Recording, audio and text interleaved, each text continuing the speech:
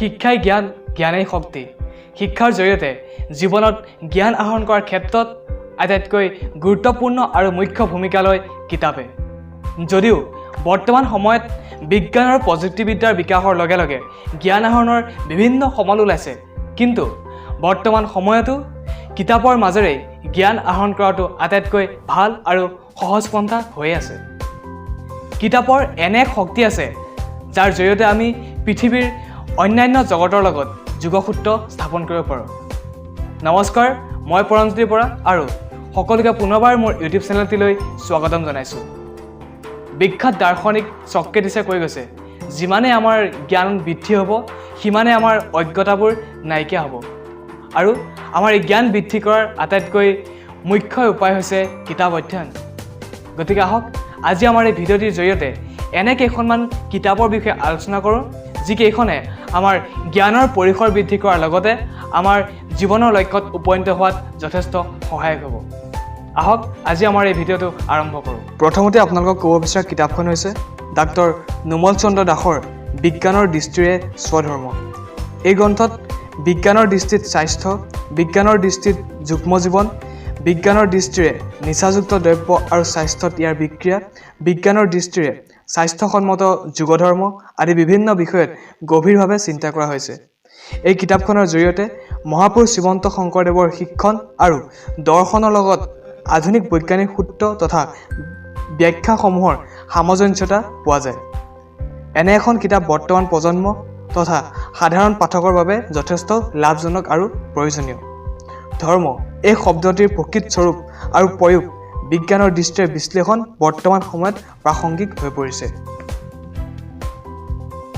দ্বিতীয়তে বিশ্ববিচিত্ৰ ঔপন্যাসিক Alexander ডুমাৰৰ the black tulip, যাক অসমীয়ালৈ অনুবাদ কৰিছে ক'লা সুন্দৰী টিউলিপ নামেৰে শ্ৰী প্ৰসন্ন কুমাৰ ডেকাই। এই গ্ৰন্থখনি হলেণ্ডৰ এটা ঐতিহাসিক ঘটনাৰ আধাৰত ৰচিত। টিউলিপ হলেণ্ডৰ জাতীয় ফুল। ইয়াৰ আন্তৰ্জাতিক বেহাও কৰা হয়। টিউলিপ সহজলভ্য যদিও ক'লা টিউলিপ দুৰ্লভ আছিল। এই গ্ৰন্থখনত ক'লা টিউলিপ উৎপন্ন কৰিবলৈ কৰা বৈজ্ঞানিক সাধনাৰ বিৱৰণ পোৱাৰ লগতে হলেণ্ডৰ এহাল ডেকা গাভৰুৰ প্ৰেমৰ মনোৰম কাহিনী ইয়াত অতি মনোমুগ্ধভাৱে সজাই তোলা হৈছে। কিতাপখনৰ প্ৰতিটো অধ্যায় এনেদৰে সজাই তোলা হৈছে যে আপুনি এটা পঢ়াৰ পাছত আনটো পঢ়িবৰ বাবে মনত এক কৌতূহলৰ সৃষ্টি হয়। এই পুথিখনৰ জৰিয়তে আপোনালোক অন্য এক আদৰ্শেৰে অনুপ্ৰাণিত হ'ব পাৰিব। তৃতীয়তে ডক্টৰ বীৰেন্দ্ৰ কুমাৰ ভট্টাচাৰ্যৰ আই, অসমৰ বৈচিত্ৰতা, প্ৰকৃতিৰ সৌন্দৰ্য তথা প্ৰকৃতিৰ বলেৰে শোভাবৰ্ধন হোৱা গাঁৱৰ সহজ সৰল মানুহৰ অন্তৰ বৰ্তমান যুগৰ কৃত্ৰিমতাই আৱৰি ধৰা এই গ্ৰন্থখনৰ জৰিয়তে ফুটি উঠিছে। ইয়াৰ উপৰিও সাধাৰণ লোকৰ সুখ দুখৰ প্ৰতি নগৰীয়া অঞ্চলৰ লোকৰ কেনেধৰণৰ মনোবৃত্তি তথা বিভিন্ন সমস্যাৰে জৰ্জৰিত হোৱা অসমীয়া সমাজখনৰ পৰিস্থিতি ইয়াত দেখা পোৱা যায়। বৰ্তমান ভাঙোনমুখী অসমীয়া গাঁৱৰ এক চিত্ৰ এই গ্ৰন্থখনত অতি সুন্দৰভাৱে প্ৰতিফলিত হৈছে। চতুৰ্থতে কিষণ চন্দ্ৰৰ গাদ্দাৰ, যাক অসমীয়ালৈ অনুবাদ কৰিছে কমল দাসে। দেশ বিভাজনৰ সময়ত হোৱা নাৰকীয় সাম্প্ৰদায়িক সংঘৰ্ষ আৰু বিভিন্ন কৰ্মৰাজিৰ বিৱৰণ এই গ্ৰন্থখনৰ জৰিয়তে পোৱা যায়। স্বাধীনতাৰ আগে পিছে গোটেই ভাৰতজুৰি হিন্দু আৰু মুছলমানৰ সম্প্ৰদায়ৰ মাজত ভয়াৱহ সাম্প্ৰদায়িক সংঘৰ্ষ সংঘটিত হৈছিল, য'ত অসংখ্য নিৰীহ জনতাই প্ৰাণ হেৰুৱাইছিল। মানৱতা মনুষ্যতা সকলো বোকাত লুটপুট যোৱা নিচিনা অৱস্থা হৈছিল। আৰু সমূহ ঘটনাৰাজিক এই গ্ৰন্থখনৰ জৰিয়তে এক শিল্প সুষমাৰ বিৰল সমন্বয়েৰে লেখকে দাঙি ধৰিছে। আৰু শেষত য়েছে ডৰ্জেট হংছীৰ মৌনউঠ মুখৰ হৃদয়। এই উপন্যাসখনৰ বাবেই 2005 চনত তেখেতে সাহিত্য একাডেমী বঁটা লাভ কৰে।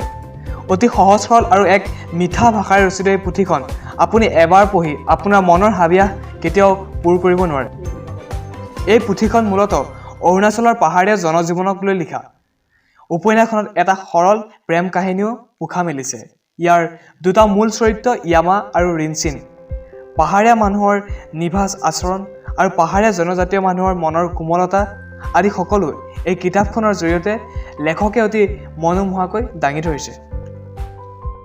বচা বচা গ্ৰন্থ, ভাল শিক্ষক, সৎ লোক আৰু সৎ বন্ধুৰ সংগত থাকিলে আপুনি নিশ্চয় এজন আদৰ্শৱান ব্যক্তি হ'ব পাৰিব।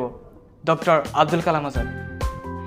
নিশ্চয়কৈ আপুনি জীৱনত সফল হ'বলৈ হ'লে কিতাপ অধ্যয়ন কৰিবই লাগিব মনত ৰাখিব প্ৰত্যেকজন সফল ব্যক্তিয়ে একোজন ভাল পঢ়ুৱৈ আপোনালোকৰ মনে যেনেকুৱা কিতাপ বিচাৰে তেনেকুৱা এখন কিতাপ অধ্যয়ন কৰিবৰ বাবে আপোনালোকে নিৰ্বাচন কৰি লওক তেতিয়া দেখিব আপোনালোকৰ এটা কিতাপ পঢ়াৰ মন গঢ়ি উঠিছে যদি ভিডিঅ'টি ভাল পাইছে তেন্তে সকলোৰে লগত শ্বেয়াৰ কৰিব আৰু যদি মোৰ কণ্টেণ্টসমূহ আপোনালোকৰ বাবে উপযোগী বুলি ভাবিছে তেন্তে নতুন আপডেটসমূহ পাই থাকিবৰ বাবে মোৰ চেনেলটো ছাবস্ক্ৰাইব কৰিব পুনৰ এটি নতুন ভিডিঅ'ৰে লগ পোৱাৰ প্ৰতিশ্ৰুতিৰে আজিলৈ ইমানেই কিপ স্মাইলিং কিপ লাৰ্ণিং